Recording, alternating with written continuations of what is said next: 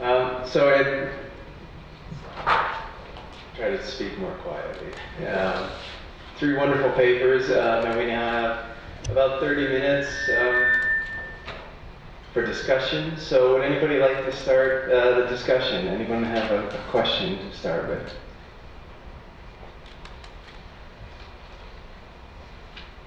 Once? Yes, Kimberly. I'll always start. Thanks. I want to ask Kenny about the ruralization, urbanization duality, and maybe it links to other papers as well. I know this is a speculative construct, so you want some feedback, right? Yeah. So it seems to me that there's not a way to privilege one or the other, to say that it's urbanization or ruralization, because it seems that what we're hearing from all the papers, and you in particular, is that the ruralization process is bringing into the realm of control of those people who come from the urban center.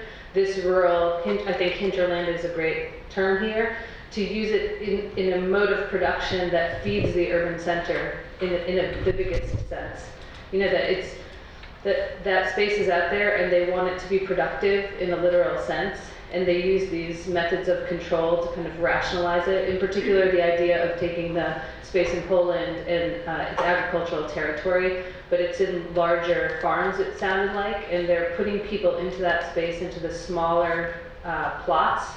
So it's a process of, we could come up with many words, atomization, something like that, of making it known in James Scott's terms, of kind of making it legible that this is land in production. But it seems to me that it's still in service to the greater project of gathering people into urban centers who need that agricultural production to survive. So I guess I'm asking you if you can really put ruralization as the heading, whether instead what we need to do is broaden the understanding of planetary urbanism to include this process of bringing the rural under control or into control or making it legible. Thanks, that's a great, can I read this? That's a great comment. Yeah, no. I'll bring the microphone down. Yeah, all right. So, yeah, great comment. I have nothing much to add. I think maybe we need another word. I think the French urbanisation or something, urbanization. I don't like that so much, but that could be one way to talk about it. I think you're right. I overemphasize the rural for political purposes.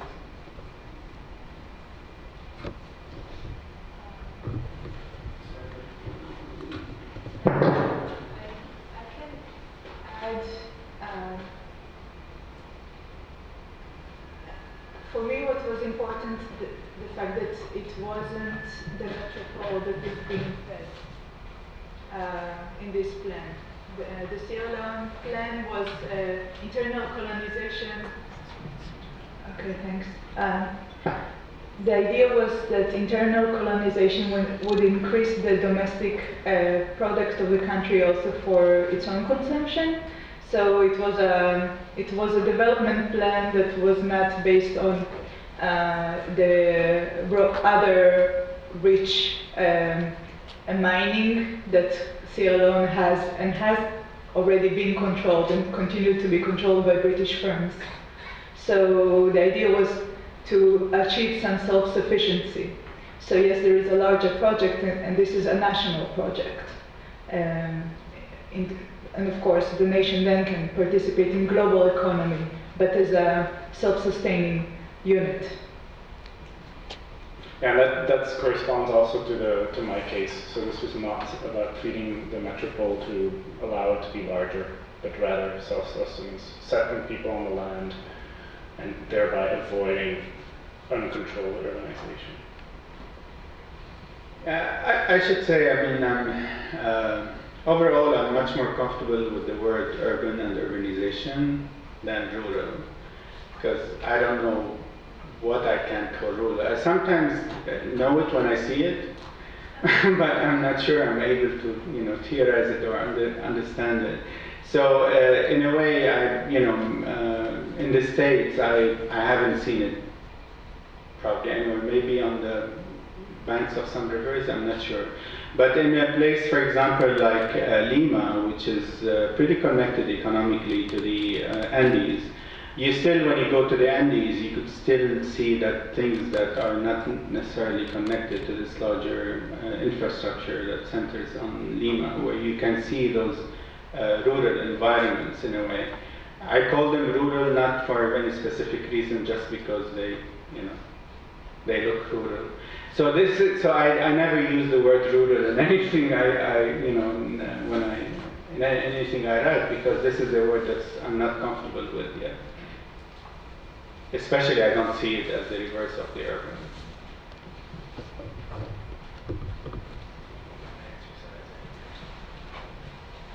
Just to pick up on being able to see or not see the condition of the rural or the urban, I mean, it strikes me with big concern with identifying patterns and systems and processes that might define the urban. I think what struck me in Kenny's paper is the representational aspect, which enables the rural to be seen as rural because it employs a certain image of the rural, and through various building practices, that's what becomes visible in the German example, but then also a certain marking out of territory is made visible in the sort of fortification, fort-like nature of some of those buildings that mark territory and that signify the marking of territory in the image of the architecture. And I think that's a distinct difference, though there were very useful links between the paper, and maybe we haven't yet discussed that representational aspect of making, I think in Kenny's case, the rural visible and building it as such and building that image of the rural. Anybody want to respond? I would like to perhaps hear from Jim as the specialist on the rural. No,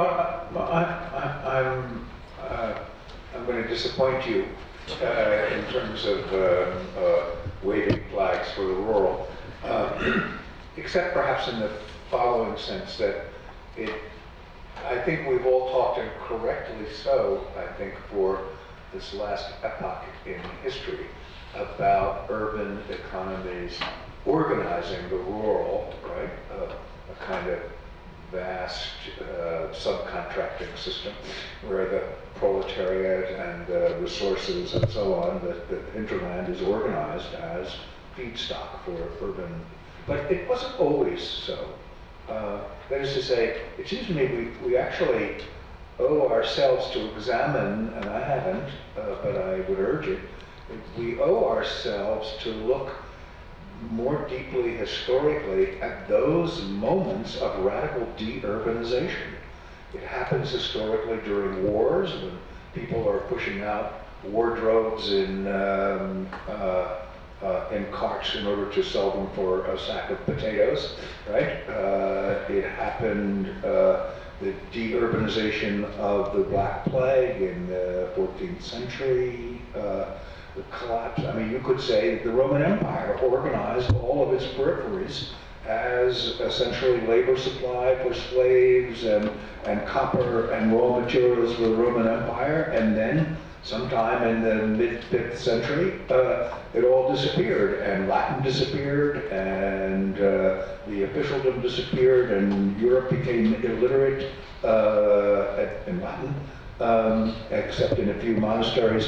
So it seems to me it'd be very, on a deep historical view, this kind of trend of hegemonically increasing, ever-increasing urbanization and the organization of the rural areas, it would be analytically creative and interesting to look at those moments when this process is reversed and see how that process works in order to understand the process that we now take for granted a little more deeply, that's all.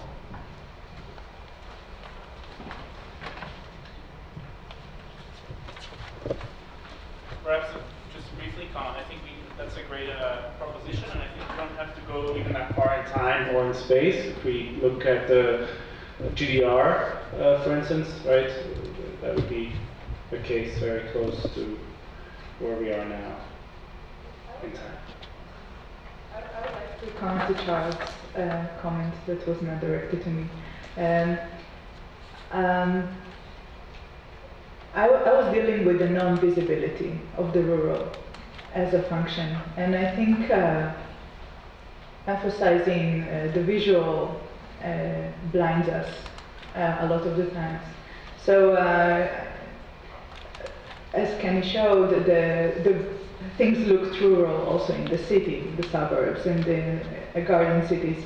So I wouldn't put too much emphasis on a house to look rural, for it to be rural, if we are continuing to use the term rural. And I would, in this sense, and more in affinity with Marwan's observations that are always about the relationship between the house and the space of production. So, in this sense, a factory that uses the land and looks like a factory would be just as much as rural. So I think there is an aesthetic affect, and it was also part of the Israeli ideology, of course. But in the Israeli ideology, there was no Heimat to draw from, and certainly not the Arab vernacular, right? So it was a modern one. Modern houses in a landscape. So it's when we're dealing with the modern and the rural, we have to just broaden our categories that are not visible and are not like one-to-one.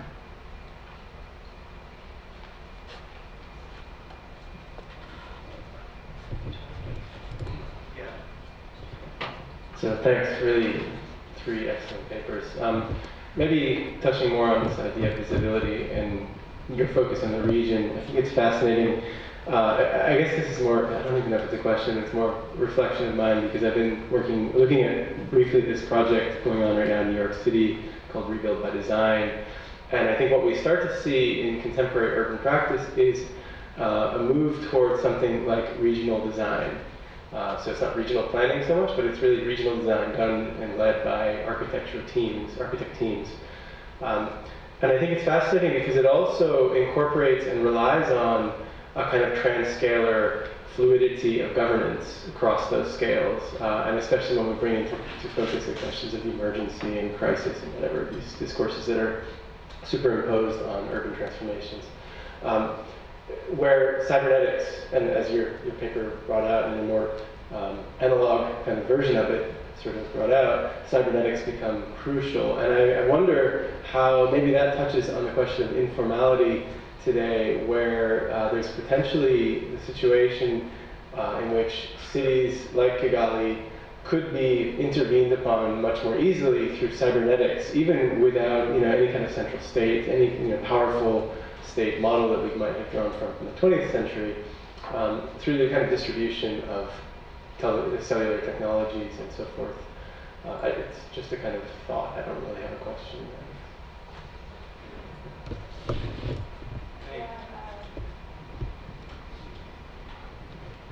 I haven't looked into it very much, but the participation logic and the individualization of the user with all the cellular techniques nowadays is being very common with the slum dwellers or whatever. The urban poor are feeders of the feedback, feeders of information via their cellular. So they all become subjected to this machine. And I'm very wary of all this technology because this is like the tablets for every kid and all that. You don't have proper infrastructure, you don't walk on a decent sidewalk, but you have a tablet or a cell phone. You don't have markings, maps, nothing in terms of the city structure, but you can find it on the map on your. So there is a discrepancy that I find very disturbing, especially because I like physical comfort. That's it. it's a bit reminding me that actually in Rwanda there is now a project by Foster for drone stations and network that's overlapping really a very primitive transportation network with drones. And it's published everywhere and so on. So I don't know, maybe when we talk about technology, I would like to look deeply into what kind of differentiation it may imply, because those technologies also have sources, and they eventually, make certain types of dependencies that I'm usually worried about.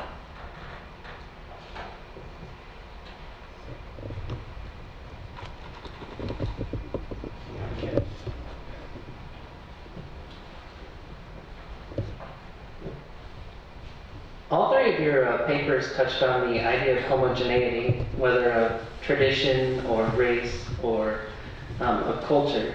Why do you think that that is such a relevant thing in this hinterland? Why is it so critical, or can you elaborate further on that?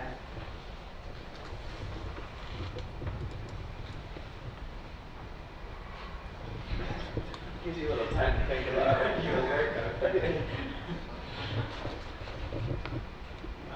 I mean, in my case, it's basically related to the expansion of the space of the state, and what happens in the 19th century in the Midwest is so amazing. The tools that were used and so on, where we actually arrived at a landscape that works so efficiently at the through those homogenizing sort of strategies. So, I mean, I always think about, I narrated the history because it's important to understand, like, the amount of work that went into undermining all geographic differences. We tend to see now Iowa as flat, we tend to see it as all the same because it behaves like that, and not because it is like that geographically. Even, the most important thing, for example, is tiling, which we never see, but it's the thing that dries the fields, that allows for the same crops to grow in places that they were not supposed to, or they would not grow. So you end up with very similar units that are repeated over and over again, so that you create the most productive environment and link it to the central economy. I mean, to me, this is the model that I think a lot of governments around the world have been adopting, with a lot of failures. I mean, if we look at the global south, I'm not sure you can find anything similar to what we see in the Midwest with its, efficiency and so on. But even when the Midwest moves to places like Uruguay, you end up with actually marginalizing a whole sector of the society that is, again, grows informally on the fringes and so on. So it's a complex question, but the notion of homogenizing is more about the way the state needs to continue to bring, to operate as an efficient capitalist state. It needs to continue bring in territories into its fold, and I'm guessing that I would like to direct our thinking more into what I'm currently calling the geo-communal, which to fracture that space and think about those integrated sort of areas which are much more related to issues of production. Yeah, I would agree that my episode in some ways this follows that same or speaks to that same idea of homogenization as creating with legible spaces that are more easily governed by a state. But at the same time, as I had to cut that short a bit. But in the final example of Prussian rural modernization, there is also an effort to create diversity, to engineer diversity. So I think it's not as straightforward, perhaps, that there is a kind of homogenizing space. I think the vernacular was used very much as a kind of tool to create kind of artificial diversity in this way. In the case of the Israeli case, there was more of this homogenization, although, as you saw, each rural settlement looked a bit different, and it was partly it was an aesthetic decision, I think, but it was also a trial and error. So you had different kinds growing from this trial and error planning methods. But in the Sierra Leone case, I actually said that the more abstract it is, the more it allows and it is about diversity. So these regions, these huge like sketches, watermarks, they are supposed to represent a different ethnic communities and their chiefs, and different agricultural and industrial production. And the idea was actually that these would grow and they would maximize because of the continuous competition between those ethnic groups. So the chiefs were representatives of these ethnic groups, and then they could collaborate and not collaborate on various cases according to the other way around. It was about maintaining the differences in order to be able to create regional differentiation that will be based on economic, not only language and tribal origins.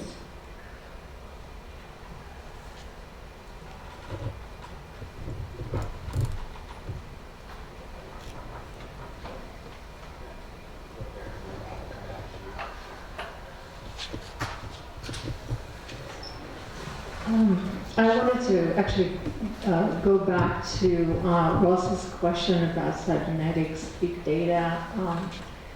I think that we need to sort of insert ourselves as designers into and understand better how we can situate designers in the processes of gathering information and interpreting information and understanding how it can help us to sort of rethink organization processes. I think that technology is going to increasingly become a factor. The fact that every individual is a hub, okay, both of collecting information and disseminating and distributing information, I think it is important, and I think that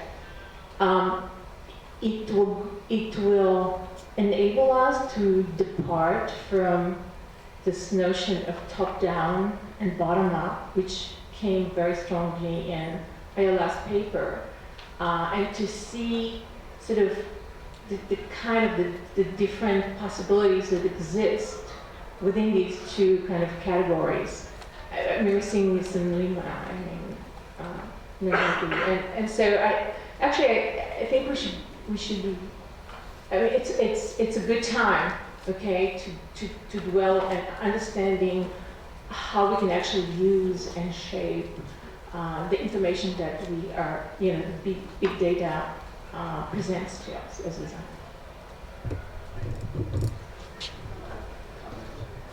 Yeah, I think I have a related comment actually, and I think it's a very interesting discussion out of three very stimulating papers. And I think what makes it very interesting is something that was not mentioned yesterday.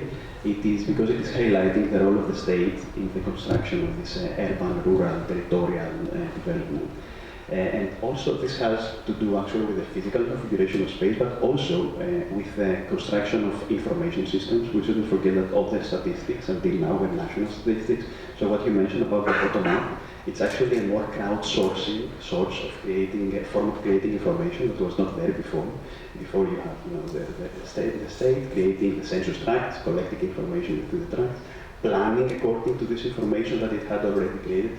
So this idea of national statistics, it starts to become a little more mediated through other forms. But above all, I think, and it was also mentioned earlier in relation to the homogenization, to the interdependency of the city, to supplying the city. I think there are many ways to see it. And one way would be to say that the role of the state is to make sure that the hinterland is developed enough so its cities are supplied. But actually another way to see it is that the state was actually developed, for example, according to what Brodel said, exactly because the cities became very independent of the hinterland through their access in mercantile capital. So we have initially the idea of Rome, that Rome has to be supplied, so the state takes over an operation of supplying Rome and bringing off thousands of ships from the northern coast of Africa, which is like a state project. But on the other hand, we have all the medieval or 15th, 16th century European city-states like Venice, for example, that have so extensive access to resources through their mercantile capital that they have developed, that they don't really need to develop any territorial type of state. So territorial development is actually dismantled around this age. And you have these islands of cities that are very powerful in terms of acquiring resources, and someone has to actually develop what is left behind. And I think the state project is not only making sure the thing works as a whole, but actually taking over territories that were kind of left out of the system of circulation, or actually were bypassed from the system of circulation. But I think, as I said, there is no one way to see it. I mean, again, as we go closer to the 30s and 40s, we see again this idea of creating a national closed system that operates as such. In Europe, for example, it's very evident. In the Nazi projects of Europe, the idea is to create a Europe that doesn't have to import food from anywhere. It has to be subsistent, let's say, self-sufficient in terms of food. But what I wanted to highlight is, first of all, I think I agree with Kenny that maybe it's a terminological issue, the urban-rural thing. I pretty much believe that we are all on the same page, because the idea is that the moment you move away from a subsistent model of development, then you start having all these interdependencies that are inherent in the nature of urbanization. And the way you actually deal with them can vary very much. But the fact is that the idea of homogeneity and interdependency are actually, the same thing. National space, for example, tries to create a homogeneous space of circulation through the interdependency of different parts. So, as you said, economic differentiation, regional specialization is what the state tries to do, not in order to create uneven development, but actually in order to create a homogeneous development through the uneven development of parts. So it's basically, I think, it's... Yeah, well, balance, not really, because balance would mean that development is kind of symmetrical everywhere. An aspiration for balance. It's not homogeneity. Homogeneity is to equalize, to unify. We have to, we just have to be more careful, I think, with what we talk about when we say homogeneity. Homogeneity for me is to equalize, to make everything degree zero, exactly the same. But the idea is that sameness, communist sameness, will not bring economic development in the American sense. Everybody is an individual, exactly for this reason. But this is just a side note. What I wanted to, I didn't bring this to this paper so much, but a huge part of this survey, and this is in relation to the feedback, data collection, and in relation to what you said about how the state worked with the data, and then the planner, and then survey, and then the plan. This was a moment that all surveys were outdated. All the information that they presented in these plans were stuff that were handed to them by the government, probably collected by the British.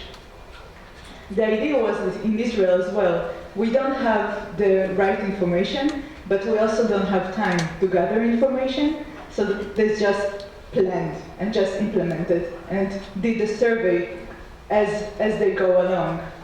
And so another part of this paper that I did not present today is how the plan itself becomes a tool for information gathering that is processed back and forth. So the plan, and also Königsberger's action planning, is a continuous planning that focuses on this feedback. Now, the question of the designer using this and the state and then the statistics is a complex one, because here, in this case, the designer is the one that produces the data also. And there was a problem, you know, how to produce data about third world cities, because nobody really understood them. It was this is why you have anthropologists coming into play.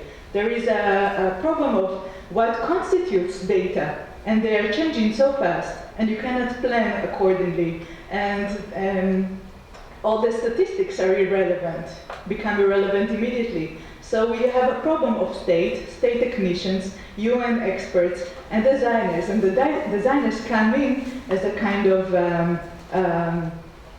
there is this bricoleur term. As bricoleurs, they are producing, integrating, and analyzing data as they go along. This is how I perceptualize this term. What happens next? So the designer produces data for the state, for state intervention. So nowadays, maybe there is so much data anyway, and the designer can just pick and choose whatever from data that is collected regardless of the designer. So maybe he has a different agency in this place. But in my case, the agency was one that produces data for the UN or for the African government. Yeah, I mean, I'm going to a more basic level, I guess, to both your comments.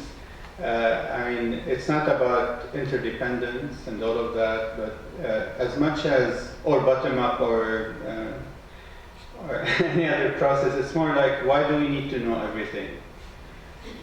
And why does the state, why do we as designers need to know everything?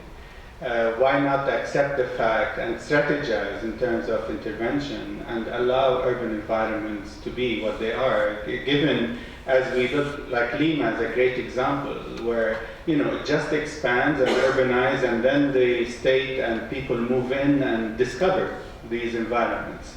And they end up doing stuff that sometimes works, sometimes doesn't work. But the question is that it's really, my interest is to really question the need to know everything, the need to actually quantify everything, to understand how things work in a very calculated way, because with that comes strategies of control and of representation and of, you know, reduction of the complexity of these urban environments.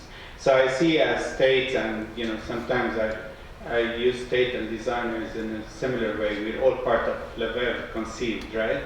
So so it's more about, you know, locating points of intervention, points of change, triggering a change, and allow things to, you know, things that we might not understand, which would be Lefebvre live, to happen on themselves, by themselves. And the world is going this way anyway. I mean, it's not like I'm inventing anything. Most of the global south is urbanizing like that.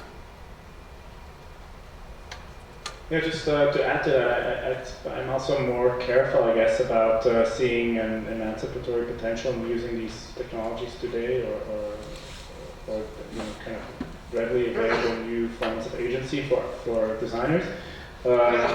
In my study of post-war housing, so mid-century housing projects in France and their developments, there was also a kind of participatory turn, using information for some cybernetic models, but in fact they led to a kind of proliferation of expertise and the centralization of expertise, despite the kind of prevalence of these participatory models. So I think the knife cuts both ways, and I don't believe there is something like an inherent potential in these new technologies to do something for us. Thank you very much. It was a fascinating panel and a fascinating discussion that hopefully will continue over lunch. I'd like to thank our three panelists.